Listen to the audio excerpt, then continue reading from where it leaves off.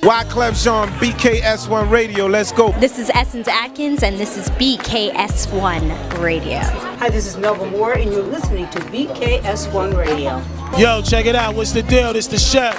Giving a big shout out to my peoples. Big KS, you already know what it is. Salute. What's up? It's your girl Monifa, and I'm hanging with BKS1 Radio. Hi, I'm Ian Van Zan, and you're listening to BKS1 Radio. BKS Radio, baby. Hey, this is Jasmine Guy for BKS1 Radio. What's going on? This is Lamont Rooker, and this is BKS1 Radio. Shout out to BKS1, the best kept damn secret in the business. Hey, what's up? This is Raven Goodwin from BET's Being Mary Jane, and shout out to BKS1. Hi, this is Leon. You're watching BKS1 Radio. BKS1. God bless y'all.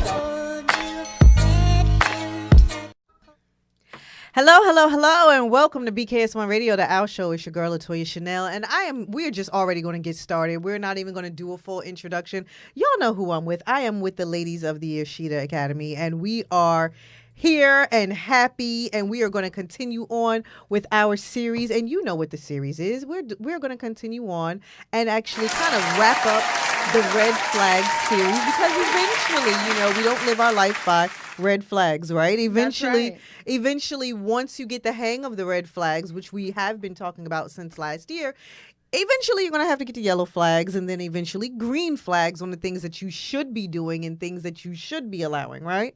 Absolutely. Yeah. So what we're going to do today is we are going to recap our red flags, because we're going to start to come to an end to this portion of the flag series. And if you missed any episodes about red flags, whether it's red flags in family, red flags in friends, red flags in the workplace, red flags in your relationship, whatever kind of relationship it is, I mean, hell, red flags with yourself.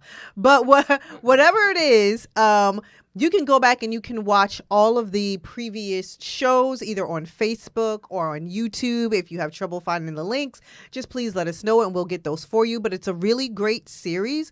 And we want to make sure that you are, move over in this way. We want to make sure that you are getting everything from soup to nuts here, because we don't want you to come in on a chapter that, in the middle of the book and you don't know everything that has been said. So we did red flags. We're on a healing journey. Yes. And, everybody here. We did red flags. We're on a healing journey, and we just want to make sure that we continue on with that today. So, you ladies ready? We're ready. Yes. You're ready? We're ready? Okay. To go. We are ready to go. We are back in the building. And, okay, red flags. Let's talk about the roots of red flags. Yes. Okay, let's go. We're in our recap. Okay. And so the roots of where the red flags come from, and it's rooted in fear. Mm-hmm. There are some limiting beliefs that you have been carrying all your life, and these limiting beliefs are a result of your experiences, the way you grew up, society, work, even social media. Be careful of the things that you are consuming each and every day, because they are contributing to the list of limiting beliefs that you keep accumulating. It's also rooted in the victim mentality. Things happen to us, and instead of getting into a place where we say, well, why? For what purpose? For what purpose did this happen? We stay in the why does it keep happening to me? It's not happening to me, Nue or to Latoya. It's just happening to me, and it happens to me all the time. Well, that is the victim mentality. And we are here to tell you that the only way that you can trespass and overcome being a victim is by getting into a place where, instead of asking why did it happen, for what purpose, where you become a student and you identify, what is this situation teaching me? And then we have the place where being comfortable with the uncomfortable is better than doing something new, because there's a There's a saying that says, the devil that I know. I'd rather stay with the devil that I know than the one that I don't know. So because you're so comfortable and used to a situation, you stay there, whatever that situation is. Right. And then the last one has to do with resistance to change. A lot of us are just not ready or prepared for change because we are too afraid of what that change looks like. When you've been in a place of despair for so long, of pain, some of us are so comfortable with feeling pain that there is a resistance to something that could be better because change is uncomfortable for us as well. And then we repeat that, and that's the issue, right? Because if I grow up in a household with dogs and cats, and I was able to survive that environment, then I think inside of me, oh, this is the environment that I thrive on. Because I already know what to do when all of these people are arguing. I already know what to do when somebody offends me, when somebody tries to humiliate me. I already know how to react with aggression. So I grow up like this, and then what happens is that then I seek for partners that fall into that because that's the devil I know. Right. And then I seek for friends that do that, and then I go to work and I seek for that because that's what I'm used to. The thing about not being able to see this red flag is that it's a pattern, and you cannot change the pattern if you can't see the pattern. Once you see it, you go, wait a minute. We were talking about this driving here.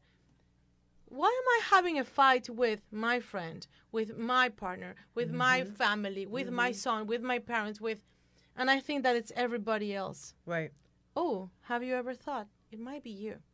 You're falling into a pattern. Also, you're calling it. Right. By the law of attraction, you're calling it because of what you say and the way you act. So don't be surprised because you're kind of provoking the situation. So just to recap the recap, right? Just to recap the recap. Red flags, you know, just for anyone who is just joining us right now, we have been discussing red flags, and we've just been discussing the root of red flags. Why maybe you're not recognizing or noticing them, why you have continued to bypass them and get yourself in certain situations and circumstances, why you keep accepting certain circumstances, behaviors, and situations, and the root of you bypassing red flags. The first one that Andrew's saying is your fear. Right. There is some sort of fear. You are afraid of not being accepted. You are afraid to change your circumstances. You are afraid to whatever it is. There's a fear. There's usually, is it true? And you guys can tell me, is it true that most fear is just rooted in not being accepted by others? No, it goes deeper than that. You're not accepting yourself. Yeah, because let's talk about that. It's not about others. We think that it has something to do with others, but it's not. Really? Yeah, Okay. it has to do with you. Okay. Because listen, what's the only thing that we can control? Ourselves. Right. You can't control other people. Right. As a matter of fact, what people think about you is not even your business. It's No, not it's your not. problem. Why do It's you not. care? Right. Yeah. It has to do with you and how you see yourself.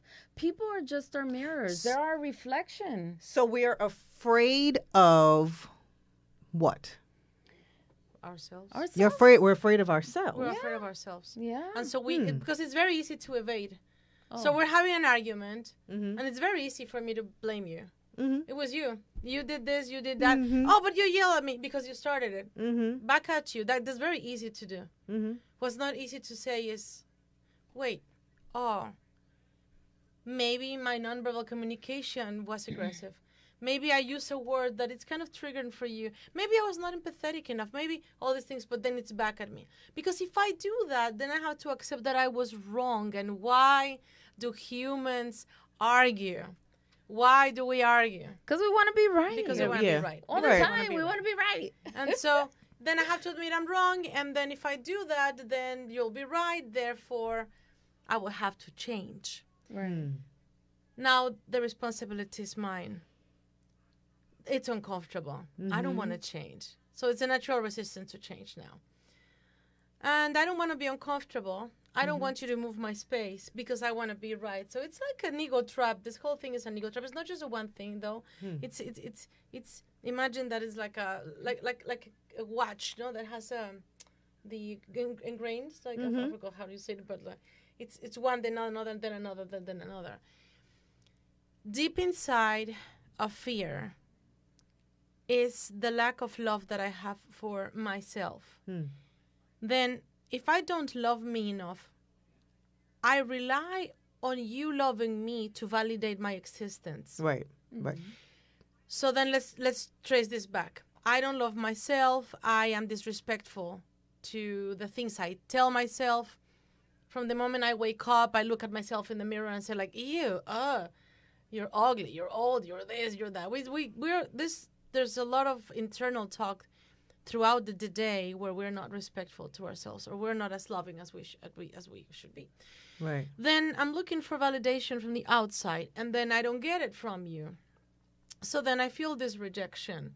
And when I feel rejected by you, then I translate that into you don't love me.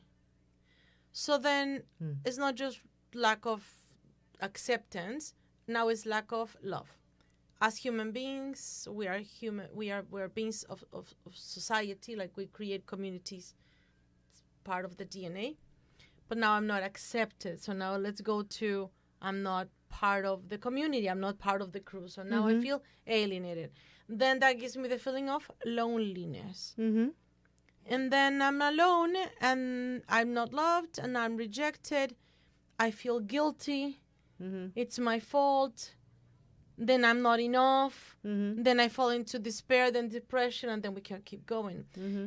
If you, like Hansel and Gretel that we said, if you trace this back, if I come here and I say, I am this incredible, intense woman with 50 thoughts in my head, and I love myself the way that I am. Right. Then I come to you not seeking your approval, not seeking your permission, not seeking your love or acceptance. I come to you to give myself to you, to give my love to you. You see, there's a difference between me giving you something that will serve you to be loved and to giving you what you need because I love you. I'm here for you. What do you need? Right. If I'm doing that, then the irony of this is that I didn't have to do anything to be accepted and loved and all this, because guess what? You're going to turn around and say, just what I needed today. Yeah.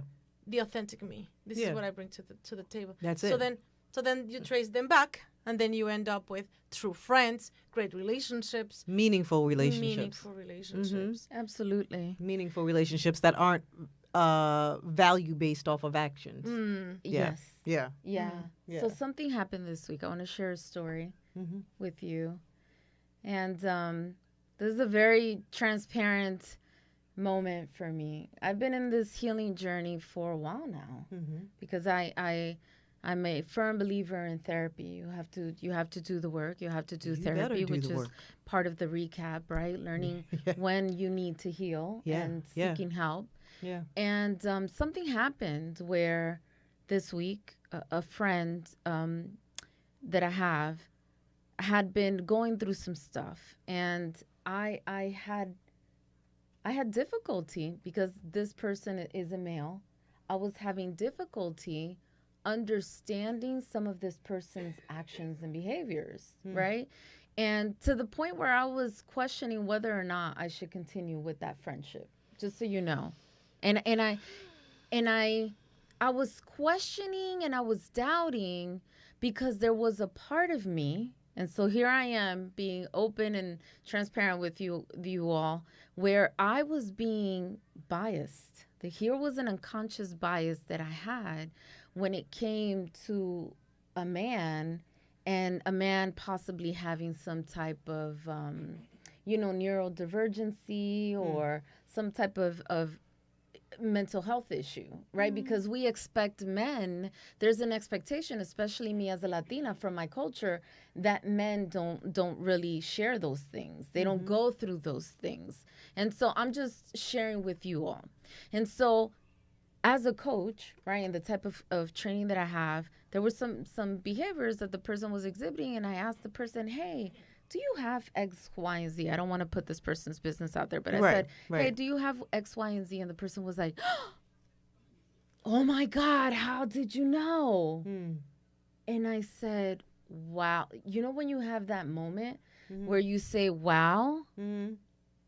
Wow, I had been judging you this whole time, to the point where me, myself, being a coach and having the background that I have, I wasn't seeing the person in that way, because for some reason in the back of my mind, I expected this person to be perfect. Because there's a part of us that has unrealistic expectations of the other. But the funny thing is that this person exhibited similar behaviors to now a female friend that I have that has the same thing. And I said, wow, why was I so willing to be so understanding of my female friend and not my male friend? And what did you come up with? You know what I realized?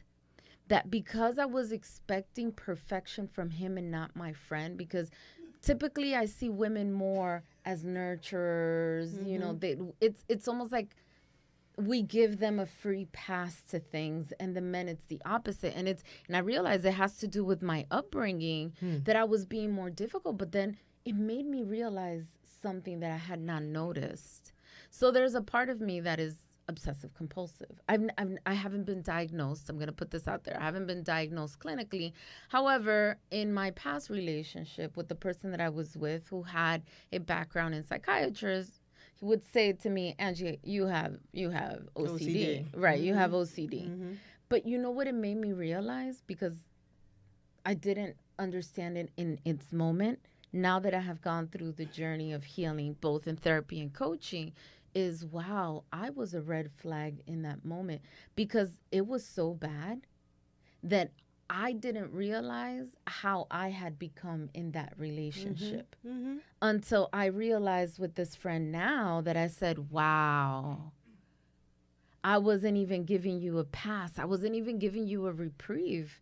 I was unwilling to see you, but yet in the past I expected others to see you. Yeah. And so there was a moment where I stopped, and in my head, by the way, energy is so real. What you put out there, people receive, whether or not you still keep in contact with the person. I asked for forgiveness, not only to my friend on the phone, because we were on the phone, but I asked forgiveness to every single person who had encountered me in the past, the unhealed me, for the moments where I allowed my obsessiveness to overpower the relationship, whether it was a family member, you know, a romantic relationship, a friendship, because I didn't realize how I had been a red flag. And you know what? The journey just never stops. No, it doesn't. It just doesn't stop. But I didn't realize that until now. You know how long I've been doing this and in the process of healing? But it should be ongoing. Yes, healing is not an in-destination journey. It is ongoing, and it will be ongoing. And I say it all the time here on the show. Even if you get to the point where you're like, okay, maybe this particular situation, I've found some sort of grounding to stand on, or I've found some sort of, understanding about it, then you begin to learn more in depth about how you got there in the first place, or just, you know what? Being a vessel, you know what I mean? Now that you got some sort of grounding to stand on, you can help and assist others. Not, necessarily getting in everybody else's business or anything like that. But like you said, you learned from what happened in your own situation, and now you're talking to a friend and you're like, wait a minute. Do you have blah, blah, blah? Because apparently you saw either your friends or you saw yourself in that situation. So whatever you went through wasn't in vain. Right. You know what I mean? So you learned, and now you're able to assist someone else who is on the journey as well. So, yes, Yes. And so, I was just so grateful for having that, like that epiphany this week, that moment where I was able to see myself. Yeah, where I was able to see myself. Yeah, like go inside and see myself, and that it was a trigger. And I said, wow, I was this way, in the past. And I said, and everybody was so forgiving and granted me grace. And here I am. Because we love you, Andy. I know, because you do. So you just but be here I am. You just said something so important about being a vessel. Yeah. I was unwilling to give grace to this friend. Mm-hmm. And I said, okay, I'm going to work on this, because I didn't realize, what it helped me to see was that there was a part of me that had an unconscious bias. Mm-hmm. And we all have unconscious bias, just so Absolutely. you know. Absolutely. What you do is you identify and you work on it. Mm-hmm. And so, I said all week I've been working on it. It's funny because every time I have to see my coach, it's like all these things will pop up, the things I need to work on in my coaching session. And so I say, praise God for, the situations that bring to light the things that are held in my heart that I still need to work on. These teachable moments. Right. Mm-hmm. Yeah. So that was I keep working. You got to keep working. Let's just not stop. I mean, no. Honestly, I feel like, and again, I can only speak from a woman's perspective. I'm not sure if men go through this too or not. And guys, if you're in here, just chime in, let me know. But I feel like as women, and I don't know if this is something that's been ingrained in us, and I don't know if this is something that we grew up with, but once we learn something different, we are so judgmental against other women for doing what we used to do, right? It's like that's always the thing. It's like, no.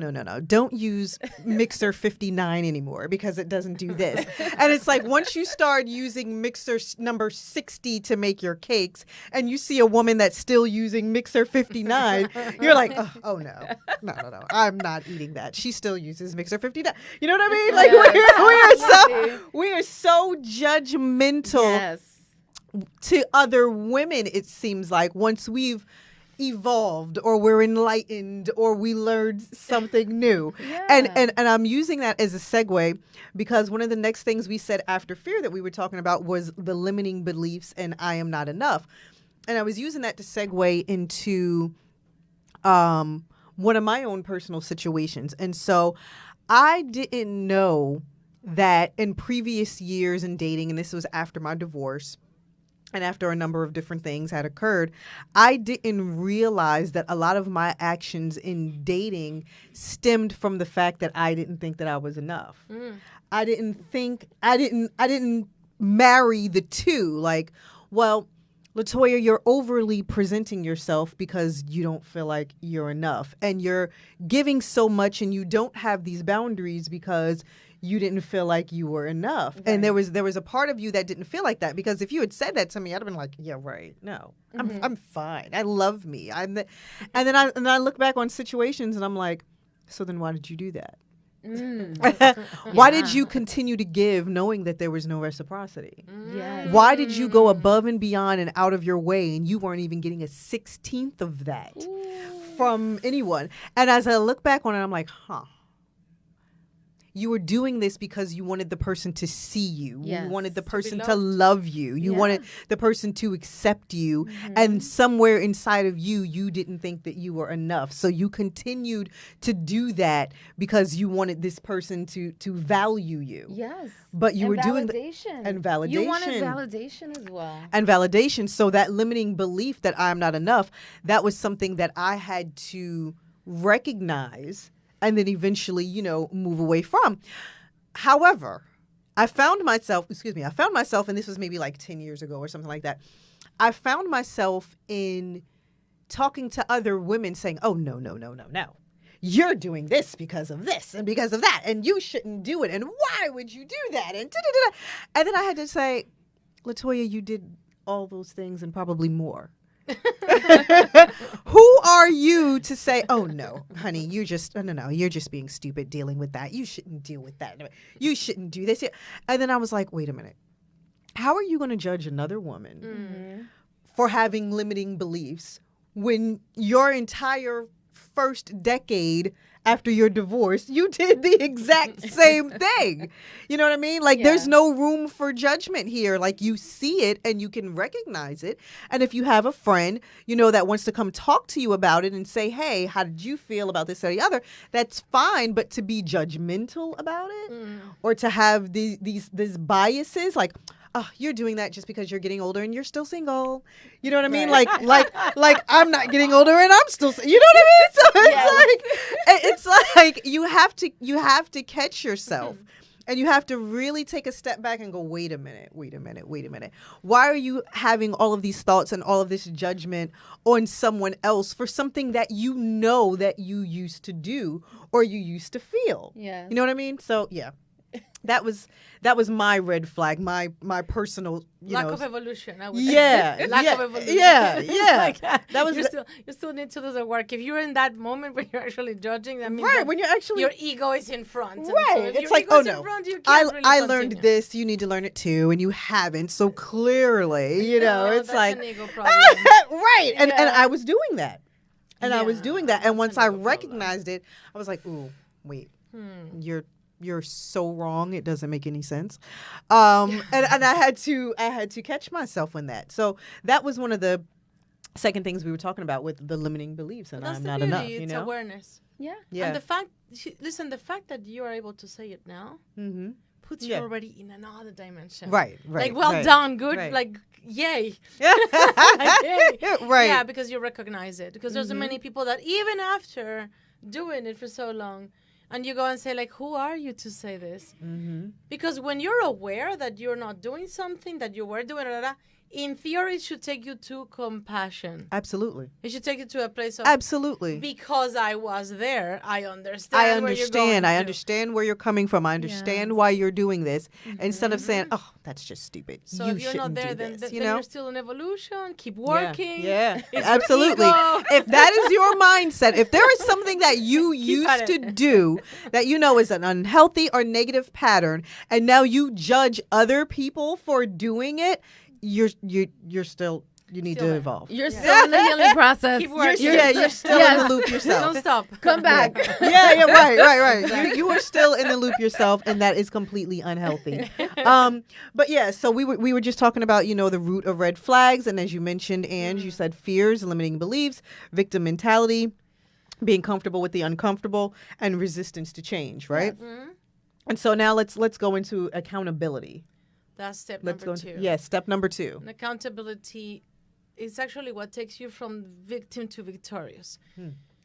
I can't believe it. You're such a lazy person, and you're such an idiot, and you stupid, move out of my way, and you are against me. The world is against me. Oh God! Right? And all of you, it's like the conspiracy theory of the universe is against me. Right? Oh, is it? And you're like, oh, really? So there is a joke amongst pedagogues and psychologists, so now coaches, right? Which is the patient comes to the doctor and say, when I touch here, it's really painful. He's like, oh, really? And then I touch here and it's so painful. It's just girlfriend. But then I touch here and it's, oh my God, oh. And then I touch here and it's painful. And I touch, oh my God, no, here is really painful and here is painful. What do you think I have? Don't touch there. You have a broken finger. I'm like, just don't touch there. I don't know what to tell you. You have a broken finger. Right. That's what you have. Right. So that's exactly what happened with the victim mentality. It's a broken finger. You, love, you have a broken finger. It doesn't matter who you point and where you point. It's you. It's back at you. It's back at you. And if you ask many people about a certain behavior that is like, I'm bothered by what Andrew said. Can you believe it? I'm pretty sure that if I ask someone else, you might say, no, not at all. No, what are you actually, talking I about? wasn't offended. I wasn't offended. And then another person will say, she was funny.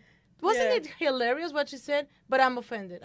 So it's the same act. Yeah. The thing is, the thing in the middle is neutral. But then it's how you take it. And you choose. So it's back at you. It's not what you did to me. It's not look how you make me angry. I'm recapping on many of the red flags that we have said. Yeah. You make me sad. Look what you make me do, like the song. It's like, I love, like, no, I didn't make you do anything. It's like, no, wait. And it goes in the other way as well. Oh, you make me happy. Oh, be careful. If you're thinking that someone makes you happy and that someone disappears, then bless your heart, because you're going to be so happy forever. Yeah. No one can make you anything. It's you and the way that you're taking it. So going back to red flags and what we spoke about, resistance to change and all this, the moment that you realize that all of these red flags are either something you saw, something that you're allowing, let's go back, boundaries. And it's funny, we spoke about the recurring theme, boundaries. Boundaries. Something you're allowing, something you are saying, something you're not saying, something you're provoking, something you're calling by the law of attraction. And I think that that's the exercise. Just seriously, block the world, get inside of you, get your favorite cup of coffee, put your music, don't go to your phone, and just really, in all consciousness, write down, what was my part on this? What was my part? I'm not saying what's my fault. I wanted this very clear. It's not what am I guilty of. No, we're not. It's not, because that's judging. And if you judge, you'll find someone guilty, and guilty brings penalty. Penalty brings punishment. Now this is another realm. No, is what could I've done, not done, say, not say, felt, not felt. At the end is a belief, like Angie was mentioning. What is my deep belief? Yeah. And if I begin with that deep belief, with me, then I change from within. If I change from within, the rest will change outside. That's the accountability part. And it's the hardest part. When we're in coaching, sometimes we've spoken about this. Now that we're recapping, let's recap on another thing. We actually said that we all have this huge ego. There's nothing wrong with the ego, please. By the way, ego is not the demon to fight. It's not, no, having ego sometimes is very good. It's our master. The thing is that the master cannot surpass every single moment of your day. The master is just there to teach you, not to do things for you. So then what happens when this ego surpasses your actions and then becomes from ethereal to material? So it takes a persona. Yeah, it does. So then the ego comes and tells you, you're stupid. You can't do this. Who do you think you are? Then the ego is dictating your day.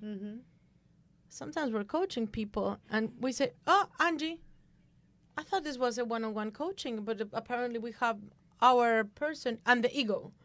So, hey, ego, could you wait for us outside, please? Because we can't be coaching you and the other one.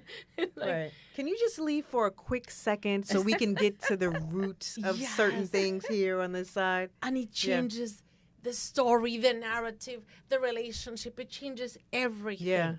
Yeah. We like using humors. My ego's name is Lucrecia. Spanish makes sense because I'll say it and then I'll translate it.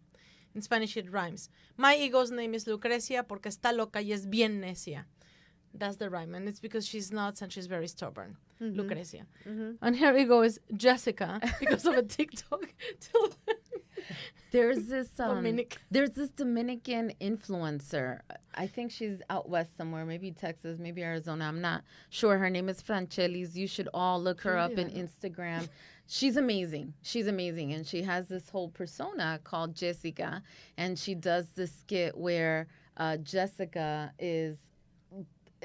responds to her Dominican mother, and there are these different situations that Dominican mothers provoke with their kids. And so the daughter who she talks to in this skit, her name is Jessica, and it just reminds me of, I'm like, that's my ego.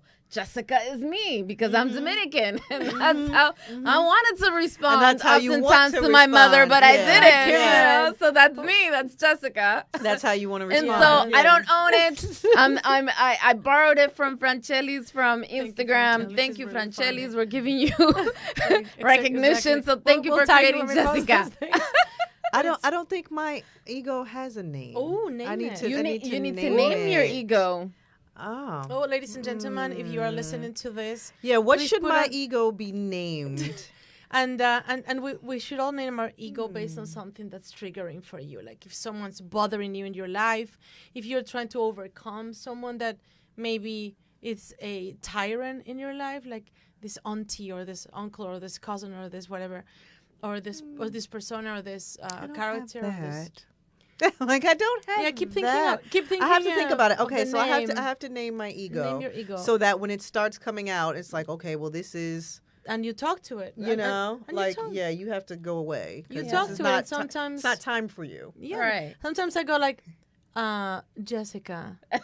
Right. And she, Yeah. but it's cute. It's fun because now she knows I'm not attacking you. I'm not being disrespectful. I'm actually being playful. And I go like, yeah, okay, Jessica, hold on. And sometimes she said like, Lucrecia, I'm gonna ask you to like give me a minute, like leave because I'm talking to you. And she's telling me right now, allow me to go through your heart because your ego is on the way. My sister friend is on the phone. Mimi, what should my ego be named so that when I am getting to the point where you're like, okay, put her down now and let's bring LaToya back. What should she be named? I want you to throw names back at me. Yes. Okay. So listen, Beyonce has Sasha Fierce. Yeah, she has Sasha Fierce. You need to come up with yours. I do. Okay, Yeah. this is fun. This is fun. So I can say no. I'm sorry. This was so and so said that. That wasn't me. I need to. Well, I need to get rid of that. in that case, you can't put your ego to defend that. No, yeah. Just Well, realize that, that you're there's now that telling other the side. world, LaToya, because a lot of people watch this show, what your ego's name is. Right. And so I love it because now everybody's going to hold you accountable. Right. So Right. everyone, that's your assignment. Hold LaToya accountable. Hold me accountable. Yes. Okay. We have to come up with a name. That's we right. have to come up with a name. And you see, everything begins with accountability, and It accountability starts with you. It's about identifying those things that you have, right? Because when a situation is bothering you about somebody, our coach says what bothers you of someone is what you are reflecting back to them. It's what's in you. And so I don't know what that is, but you need to identify it because clearly you're an issue too. Yeah. It's not just the world, you too. There's something happening. Yeah. And then with accountability, it's the awareness as well. How do I go within, right? And start to check myself because that's the first step, becoming aware of it. Sometimes we're just not aware. And you know where awareness begins? When people keep repeating the same thing that we keep doing and we're not noticing. You're like, I don't do that. Of course you do. If 5 people have already told you, then there's something there, that you need to take notice of. And then it's about healing. Some of us are just so afraid of that word. Yeah. The word healing. Yeah. Because then you have to accept that you're bleeding. Right. Yeah. Right. You have to accept the damage. That you have to accept you're caught. Yeah, you have to accept the bleeding. damage. And That you're in pain. something's wrong. Yeah, that something happened. Oh yeah. Yeah. So how do you stop the bleeding? Meanwhile. You stop it. First. You stop first. You're aware of what's causing it. Yeah. It's what's causing it. And some people say, well, but because again, let's put pain, bleeding, and wound. Let's name it fear, right? What do people do with fear? 3 choices: fight, freeze, Or run. or flight. Yeah. Or run. That's it. Yeah. So there's nothing wrong with any of the 3 of them are okay depending on what it is. Right. There are times when flying is okay. And sometimes there are times where you should run. Sometimes you should run. Yeah, there are Sometimes times when you should run. Yeah. stay away from it. And sometimes freezing is not the best option. Mostly if you're bleeding, if you're caught if you're in pain. So the first thing we say is stop. Stop. Pause. And not just with other people, yourself as well. Let's put something here. Red flag. You become toxic yourself. This is a red flag in relationships. you are with your significant other, the other person triggered something on you, reminded you of your father and your mother or whomever raised you yelling at each other. It triggers you. Now you're upset and now you're responding with, oh, really? Well, your grandmother on a scooter. So now you're being disrespectful and stupid. Now the other person is like, wait, what's going on? First thing to do is stop. Shut up. Just close your mouth. Because if you keep talking and acting and reacting, you can't really pay attention to yourself and listen to what you say, so you can't really have consciousness. Stop. What does someone do in that situation where they've stopped talking and the other person doesn't? Let them continue. But don't change, don't pair their demeanor. Because some people say, like, don't mirror their the other person. No, Yeah. no, don't mirror. No. I have seen this applied to many scenarios. I have seen 2,000 people, rah, rah, rah, and the speaker whispering like this. And after a while, everybody is in silence. I've seen that. I was there. I was like, oh my God, that's control. So if the speaker would have been yelling their lungs, they wouldn't been able to do it. But same thing at home. The other person is, you, da, da, da, da, da, da. And you just go, respectfully, by the way, be careful not to unplug and say like, yeah, whatever. No, not like that. No, because that's a microaggression. No, respectfully, just looking, nodding, saying, okay, I hear you. I'm with you. Like your body saying, yes, I'm understanding, I'm listening. Right. But not responding at the same level. Right. I'm not matching your energy. Unless you're in danger. Absolutely. And if you're in danger, you shouldn't be there. Right. Now, that's the run. There's two types of dangers. Because there's one that is physical, where something might happen to you. But then there's also an emotional danger where someone is offending you and you're being hurt. And it's okay. And that's sometimes worse than physical. Yes. You know, someone calling you things that they know it's hurtful. You tell them, please stop. Yeah. Please don't do that. Please don't say that. Please. So you ask calmly. Yeah. But if that person continues, it's okay to leave. It's okay to leave and you stop. Now, if you ask and they stop, then stay there. Stay there. And they will calm themselves down. I have seen them. I have witnessed them. I have calmed people down. So just stay there and say, like, please don't use that vocabulary. Fine. So, blah, blah, blah. And then it's like, okay, so tell me more. Why are you upset? Because you're... Okay, I'm listening. And you did this. Okay, I hear you. So just echo them. Use words of active listening, which is I'm understanding. Tell me more. I'm here. I can hear you. So anything that has to do with I see you with the senses, just like I'm physically presently here. Don't get your phone and pretend that you're listening, please. And so then you demonstrate actively. Yeah, because it's like, yeah. No, yes. You're going to further... Exactly. You're going to further piss off the other person. Right. Totally. So total active listening, as many senses as possible. But you're demonstrating this with your heart. 80% of our communication is nonverbal. The person will realize, oh, you're being honest and authentically listening to me.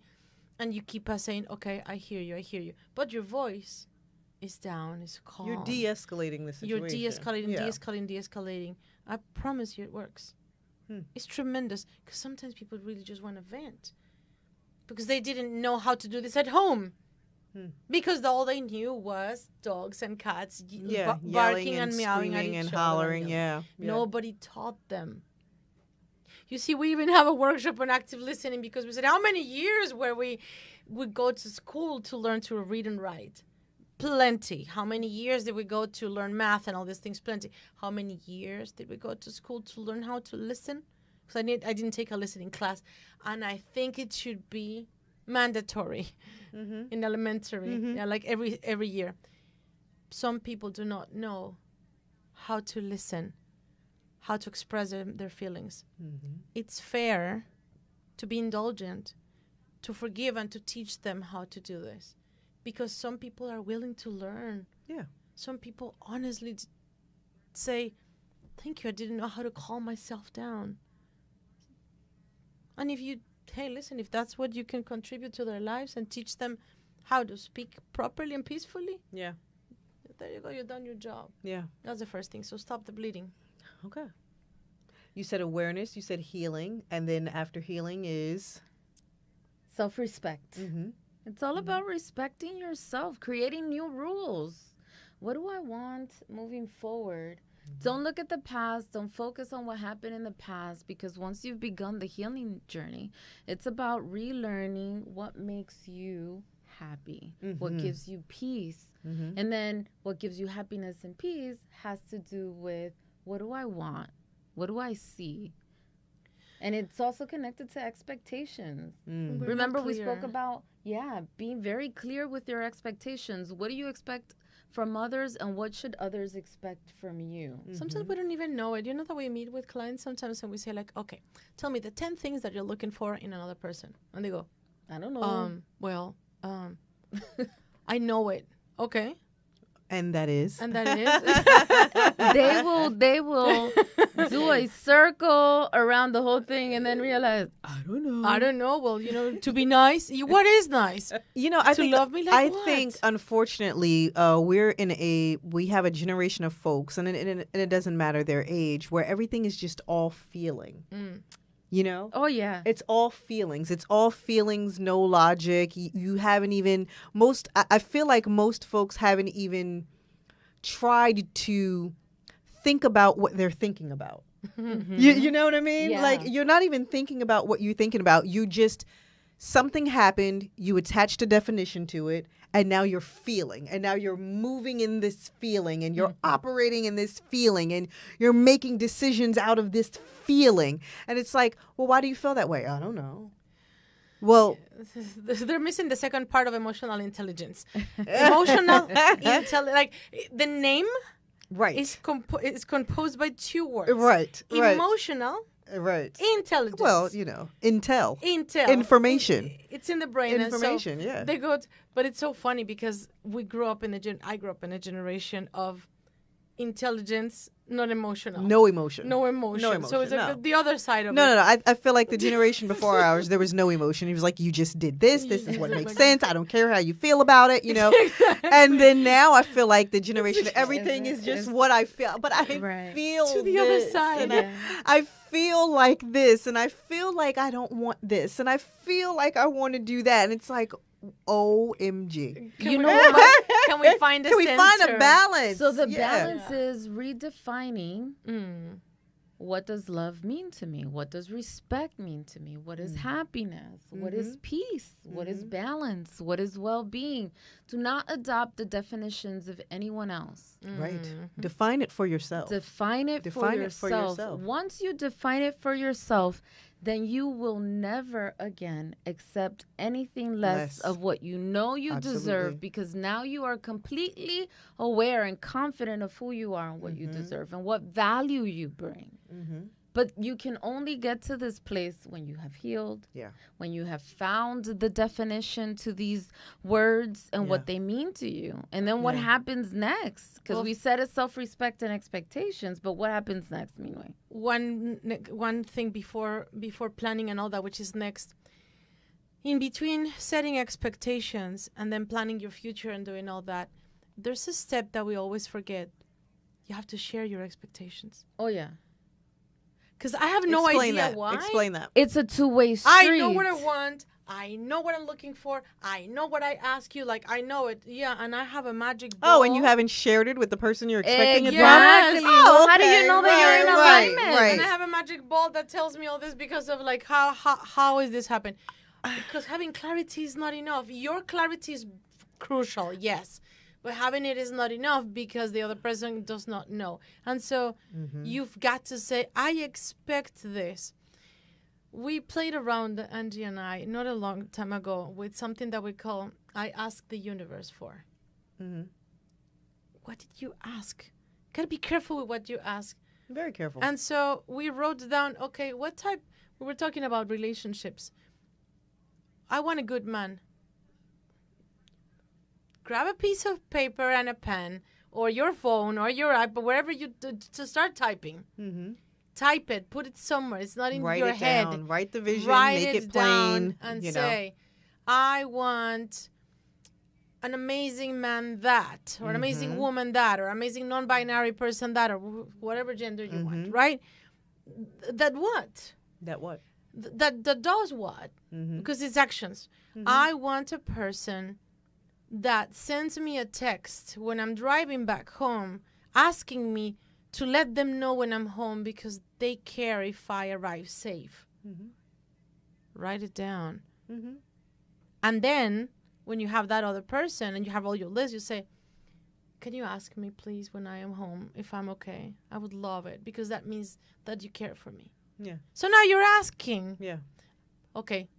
That is the step that is missing because the next thing is you share this and now you make a plan. And making the plan is part of owning your journey and owning your words. Right. Yeah. Right. I just want to go back to that expectation thing. I I've been in so many situations or in so many conversations where I've had folks say to me, but they just should know. Why don't you know? I mean, I do this, so why wouldn't you do this? Or I would say this, why wouldn't you say this? It's not my job to explain this to you. But it is. But it is. Yes. It is. You, first of all, if it's your personal situation, you are teaching people how to treat you. Absolutely. So it is absolutely your job, if there's something you don't like, not to just not talk to the person anymore or not to not address the situation. Correct. It is your job to then say, you know what, I didn't like this because, or I like things like this, that, or the other. That is your job. You do not. You do. Oh, you don't leave it up to. Well, they should know. Nobody should You know. should. That's You should No just one know. has You a should be a magic mind. ball. No Yeah. one has a magic ball. But you should be a mind reader because this is what I feel. No, Yeah.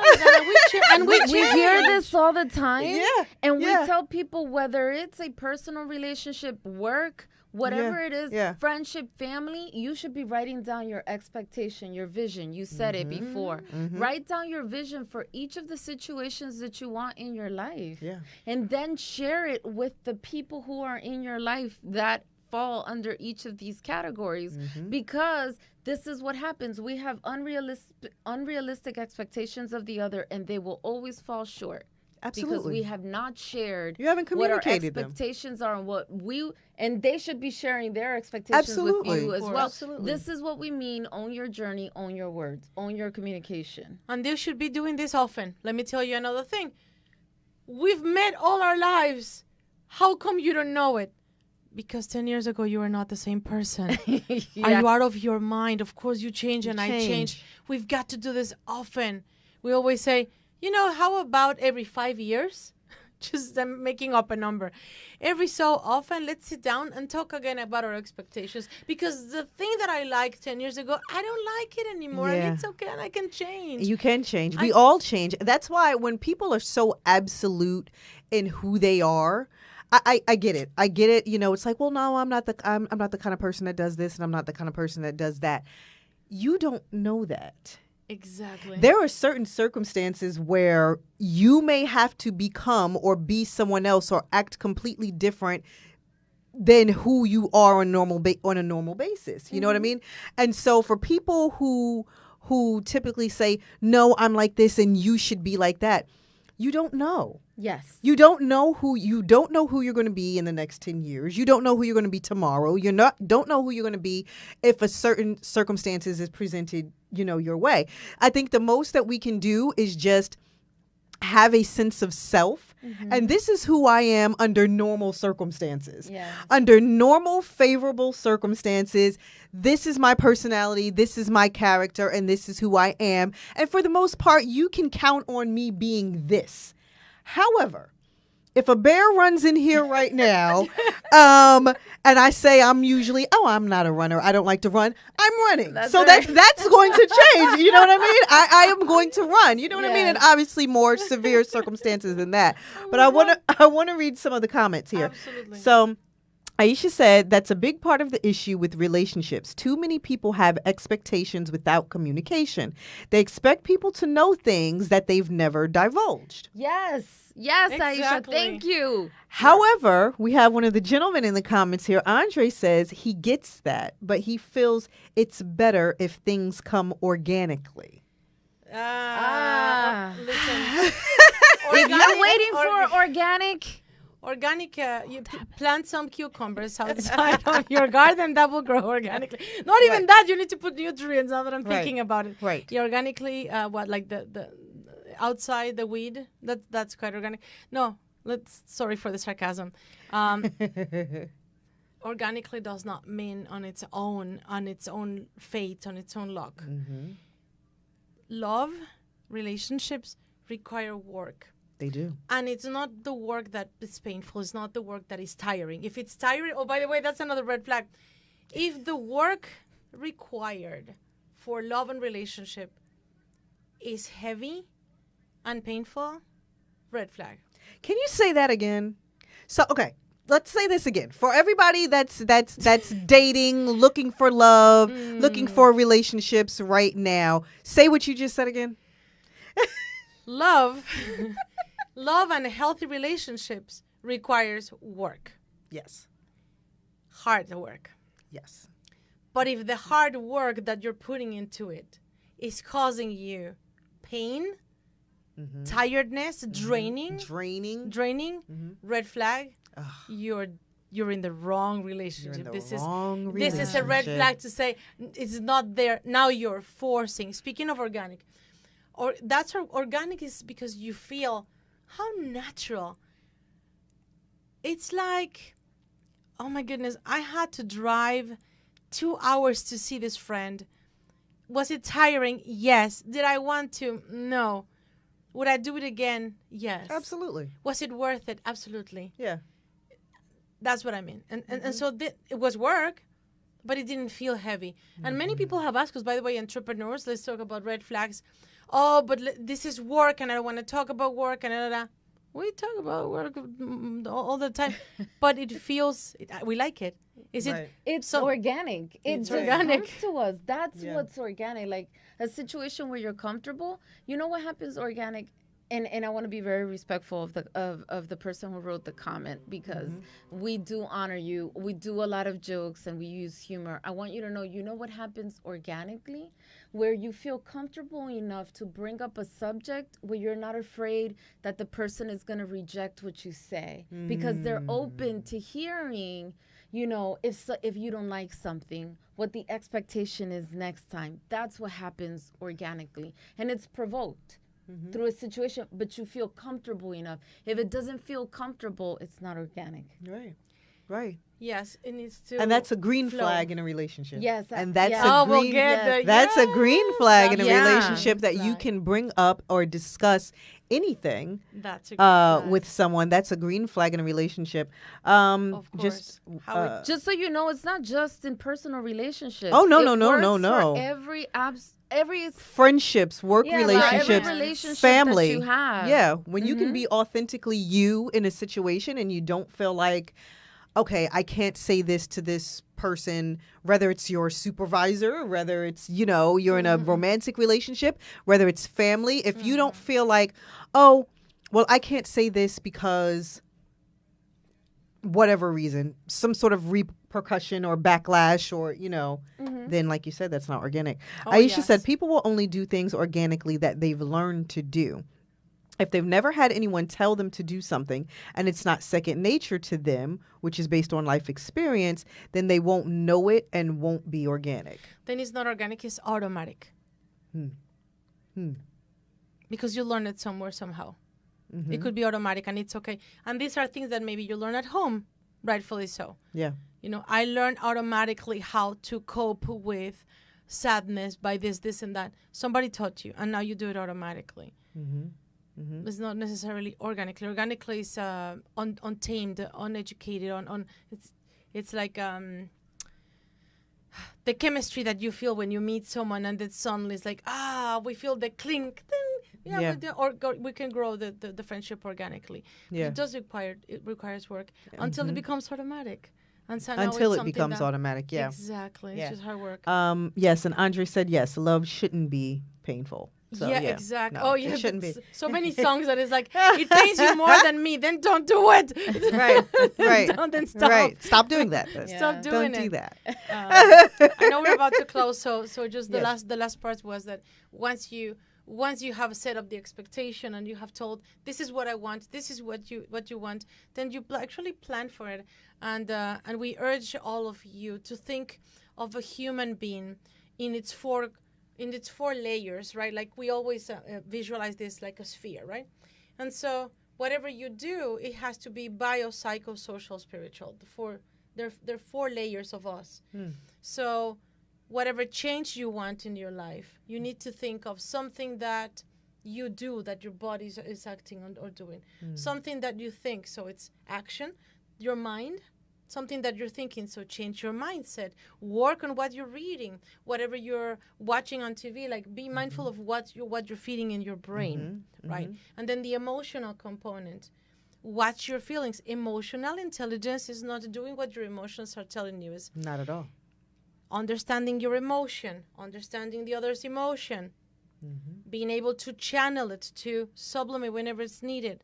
I don't control the other person's emotion. I can only control mine, right? But then it's putting it in its right place to make decisions. Absolutely. You end up with the brain. And the last one is the spiritual part. And we're not talking about religion. We're talking about the deep belief and faith. And faith is believing in what you haven't seen yet.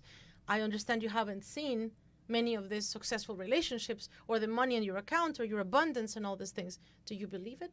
Right. You haven't seen it, but it's there and it could be yours. And so then the one that sustains all of them is the belief. And we actually are certified in neuro-linguistic programming. That's exactly what we see the whole time is whatever you believe, you create. What are you believing? And if you change that, yes, you can modify your behavior towards red flags. Yes, you can see them, identify them, stop them, and then change the curse. Because the last thing is to have agreements. And that's possible. And the agreements, here is the clue about agreements, or the key. Win-win. Win-win. If the agreement is not win-win, it's not an agreement. It's anything else you want, but not an agreement. Yeah. Oh, God, this is so good. Yes. This is so good. It's like I wish the show was longer. Someone said in the comments, how do you find these ladies? How can we find you? To everybody, tell Minwaya, Angie, how do you find the ladies of Yoshida Academy? So if you want to get connected to us, please send us an email at Angie@YoshidaAcademy.com and include Minue in there, Minue@YoshidaAcademy.com. Visit our website. You can even send us a message there through the contact us page, and it's www.YoshidaAcademy.com. We would love Yoshida. Yes, YOSHIDA, Yoshida, first word, Academy, ACADEMY, Yoshida Academy, all one word. Yes. We can't wait to connect with all of you. www.YoshidaAcademy.com. Yes. Of course. Yes. Listen, I know we're going over right now, so we have to end the show. Yes. Again, we are going to get to our yellow flags and our green flags eventually, but there's just so much to unpack, right? With our red flags, there's so much to unpack. And even though we're recapping, we still didn't get to completely recap it. But maybe next time we'll come to the comeback portion and we'll finish out red flags, and then we'll transition into yellow flags and what it is that you should maybe be cautious of, and what decisions you should make from there, right? Yes. Okay, yes. We're going to do that. Okay, listen. We love you all for watching, and we love you all for listening. And if you've been on this healing journey with us through the red flags, all through last year and into this year, hopefully you have gotten something from it. And honestly, if we can change one person's circumstances, situations, or a thought, then we are doing our part by doing this here. And honestly, and I love both of you. When you guys, you come on every month, and I get so much from you both, and I'm hoping our audience does too.